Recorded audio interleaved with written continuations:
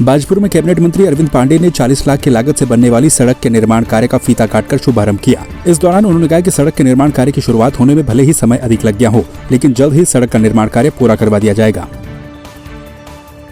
मैं सबसे पहले ये सैनी बस्ती पंचक्की रोड, जो कई वर्षों से इनकी मांग थी और देर हो गई है, लेकिन जनहित में गांव वालों की डिमांड पे इस सड़क को जिला पंचायत योजना से इसको मैंने स्वीकृत करा दिया है। आज शिलान्यास भी हो गया और बहुत जल्दी कार्य प्रारंभ करके इसको समापन भी किया जाएगा।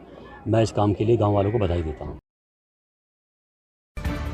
बाजपुर के भगत सिंह चौक पर आम आदमी पार्टी के कार्यकर्ता जिला संगठन मंत्री दीनदयाल सिंह के नेतृत्व में एकत्रित हुए, जहां पर आम आदमी पार्टी के कार्यकर्ताओं ने कई वर्षों से अधर में लटके मिनी स्टेडियम का जिम्मेदार प्रदेश सरकार को ठहराते हुए खिलाड़ियों की उपेक्षा करने का आरोप लगाया। इस दौरान कार्यकर्ताओं ने मिनी स्टेडियम के लिए जारी की गई धनराशि 3 करोड़ 37 लाख रुपए को 337 करोड़ बताने की भूल भी की।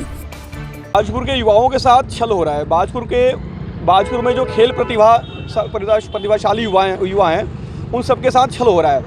2015 में बाजपुर में एक स्टेडियम का निर्माण हुआ, शिलान्यास हुआ। उस शिलान्यास के बाद कहा गया कि स्टेडियम 3 साल में बनकर तैयार हो जाएगा और 337 करोड़ की राशि उसमें तय की गई। उस कार्य को हुए 6 साल हो गए, आज भी बाजपुर का स्टेडियम बनकर तैयार नहीं है। अब इस बीच क्या हो रहा है कि बाजपुर के जो युवा हैं, जो आर्मी मिलिट्री की तैयारी कर रहे हैं और भी खेल की तैयारी कर रहे हैं, वो सारे सड़कों पे जाके सुबह सुबह अपनी प्रैक्टिस करने को मजबूर है। उस चक्कर में अभी कुछ महीने पहले एक बच्चे का एक्सीडेंट भी हो गया था, नमूने आपने देखा होगा। उस परिवार का की इनकम कुछ 7-8 हज़ार महीने नहीं होगी और उस बच्चे में 2 लाख रुपए लग गए।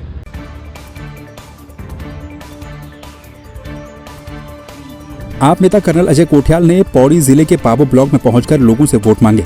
वहीं जनसभा के दौरान कांग्रेस कार्यकाल में पूर्व राज्य मंत्री रहे गणेश चंद्रा समेत कई लोगों ने आम आदमी पार्टी का दामन थामते हुए कर्नल अजय कोठियाल के हाथों आम आदमी पार्टी की सदस्यता ली। आम आदमी पार्टी क्या कर रही है, जगह जगह जाकर के लोगों से मिल रही है, लोगों को अपने काम करने के तरीके समझा रही है और लोग क्या चाहते हैं उन पॉइंट्स को लेकर के आ रही है, ताकि जो मैनिफेस्टो जो बनाया जाता है तो जनता की आवाज़ सुन के कैसे मैनिफेस्टो को हम प्रायोरिटी किस चीज़ को देंगे वो करा जाए। उसमें आज हम यहाँ पाबो में आए थे, पहले भी कई बार आए हैं, लेकिन आज एक अलग प्रकार का जज्बा, अलग प्रकार का जोश जो हौसला पैदा करता है हम जैसे लोगों को भी, वो भी देखने को मिला। और फिर यहाँ पे जिस प्रकार से बारिश हो रही है और उसके बाद लोग इतने दूर से आकर के बैठे हुए और आंख से आंख मिला करके देख रहे हैं, तो ऐसी चीज़ें तो बताती है कि आम आदमी पार्टी को लोग काफ़ी एक्सेप्ट कर रहे हैं। और इसी एक्सेप्टेंस को देखते हुए अभी हम जैसे घोषणाएँ कर रहे हैं, हमने इस टाइम पे करी है रोजगार की, युवाओं को 18 से 35 साल वालों को कैसे हम रोजगार प्रोवाइड करेंगे और रोजगार में कौन से एस्पेक्ट होंगे। कुछ दिनों में इनका कैंपेन शुरू होगा और हर जगह पे आकर के हम रोजगार के उनके डेटा एंट्री करनी शुरू करेंगे और बताएंगे कि ज़मीन पे हम कैसे करेंगे। आज यहाँ पे 150-200 लोगों से सदस्य ली और हमारे गणेश चंद्रा जी हैं, ये राज्य मंत्री रह चुके हैं और IIT से पढ़े हुए हैं। उनका हमारी पार्टी में स्वागत है, अभिनंदन करता हूँ। मैं ये पावर ब्लॉक के ही हैं, अपने सिमखेत के, और पार्टी में सम्मान देगी इनको। और हम चाहूँगा कि आप पार्टी के बराबर साथ काम करें। मैं कांग्रेस पार्टी से था और जब देखा कि उत्तराखंड के सपने जो है कर्नल कोठियाल के साथ में पूरे हो सकते हैं, इसलिए मेरा मन बदला। तो हर एक आदमी कुछ तो पाना चाहता है। मेरे उत्तराखंड का जो सपनों का जो सपने थे लोगों के, उनके कैसे पूरे करेंगे, तो उसमें कांग्रेस और बीजेपी दोनों पार्टियां अभी तक उस स्तर पर पहुंची नहीं जनता के, लेकिन कर्नल कोठियाल जी से एक जो कि भावी CM की तरफ प्रोजेक्ट किए जा रहे हैं, बड़ी उम्मीदें हैं लोगों को। तो इसी वजह से आज मैंने मतलब अपने तहे दिल से आज जो है आम आदमी पार्टी। बेरीनाग में ब्लॉक प्रमुख विनीता वाफिला की अध्यक्षता में पेंशन बहुउद्देश्य शिविर का आयोजन किया गया। साथ ही एडिप योजना के अंतर्गत दिव्यांग जनों के लिए कृत्रिम अंगों, विभिन्न उपकरणों हेतु परीक्षण शिविर एवं विभागीय जन समस्या शिविर का आयोजन हुआ। शिविर में 82 दिव्यांगों को 5 लाख उपकरण वितरित किए गए। स्वास्थ्य विभाग के द्वारा शिविर में 2 दर्जन दिव्यांग जनों को दिव्यांग प्रमाण पत्र भी दिए गए। समाज कल्याण का शिविर लगा है, जिसमें 82 लोगों को 5 लाख के कृत्रिम उपकरण दिए जा रहे हैं और उनका दिव्यांग सर्टिफिकेट भी बन रहा है, जिससे उनको जिला मुख्यालय नहीं जाना पड़ेगा। और उनके पेंशन संबंधी मामले हैं वो भी यहीं पर उनके कागजात जमा हो रहे हैं। और जो भी हमारे दिव्यांग भाई बहन आए हैं उनके भी रजिस्ट्रेशन हो रहे हैं और उनका भी नाप लिया जाएगा और अगली बार उनको भी उपकरण दिए जाएंगे। कर्णप्रयाग ऋषिकेश रेलवे परियोजना के अंतर्गत सिवाई पनाई के ग्रामीणों का धरना दूसरे दिन भी जारी रहा। दरअसल ग्रामीणों की मांगों को नजरअंदाज किया जा रहा है। ग्रामीणों ने मांग की है कि विभाग के द्वारा जो भी भारी विस्फोट किया जा रहा है वो न किए जाएं।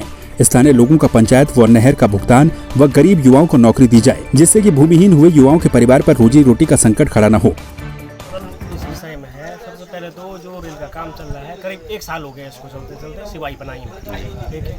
और यहाँ की 80% ज़मीन रेलवे ने ले ली है, ठीक है। और लोग भूमिहीन हो चुके हैं और उनको न कोई रोजगार है न कोई व्यवस्था है। यहाँ पे सरकार की तरफ से कुछ नहीं है। हमारी मांग यही है कि यह स्थानीय लोगों को रोजगार दें और जो यहाँ पे ब्लास्ट हो रहा है वो बहुत ज़्यादा मात्रा में हो रहा है, उसको कम करें।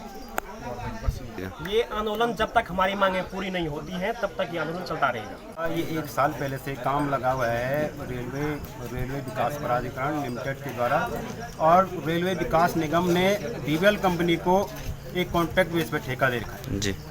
आरबीएनएल जब यहाँ पे आया था, हमारे जो ये हमारे खेत थे, उन्होंने कहा था हम प्रत्येक प्रभावित परिवार को आरबीएनएल के थ्रू नौकरी देंगे जी। लेकिन ये नौकरी का अगर जो इन लोगों को दिया भी है 20-25 लोगों को, इनमें से आधे से ज़्यादा दिहाड़ी वाले हैं जी। और ये बोलें कि हमने नौकरी दे रखी है जी। और उनमें से कई को बाहर भी कर दिया है जी। जो 5-6 लोग हैं इनको बाहर भी कर दिया है। इसके ये बिना कारण बताओ नोटिस कि इनको सीधे घर में बैठा दिया। ये कौन सी कंपनी का रूल है? जो अन्य मांगे हैं सुरंग ब्लास्टिंग के मामले में हमारे मकान धराशायी होने के उसमें आ गए हैं। कल हमने स्थानीय स्तर पे रेलवे विकास निगम के सीपीएम और डीजीएम चोमला जी को मैठाड़ा तोक में घुमाया। धरने पर बैठे हुए हैं जो ये कंपनी वाले यहाँ भारी विस्फोट कर रहे हैं कि भारी विस्फोट न किया जाए और डीवीएल कंपनी प्रत्येक परिवार से एक व्यक्ति को नौकरी दी जाए। मैं साल बोल रहा हूँ।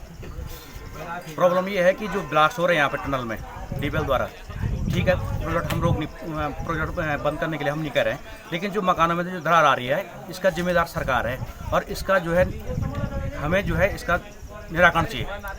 ये सरकार से हमारी मांग है। जो मकानों में दरार आ गई है इसका जो है हमें जवाब चाहिए सरकार से हर हाल में, वरना आज आदमी जो है भूमिहीन हो गया है, वो जाएगा कहाँ? सारी मकानें कच्ची हो गई है कि नहीं? सुनने को कोई राजी नहीं है। अब किससे बात करें हम? आ जाए, लेकिन सुनने को कोई राजी नहीं है। लेकिन आम आदमी परेशान है। रोजगार तो देने से आ रही है ये कंपनी, है कि नहीं? जिसको लगा रहे हैं उसको तो 2 दिन में बाहर कर रहे हैं, उसके बाद उसको अंदर आने नहीं दे रहे हैं। एक लड़का हमारे यहाँ पे सनोज है, पीछे से खड़ा है, इसको जो है एचआर ने जो है गोचर में जो है अंदर आने से मना कर दिया। ये कहाँ का नियम है भाई? आप बताओ। है कि हमारे जो मकानों में दरार आ रखी है इसकी सेफ्टी चाहिए हमें।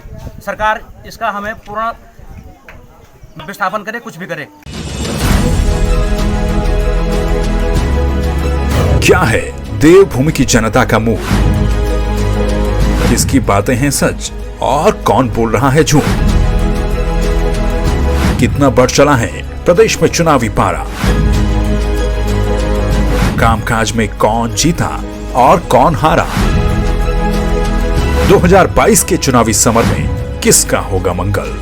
देखिए देवभूमि का दंगल 2022 का विधानसभा चुनाव सिर्फ संवाद 365 पर।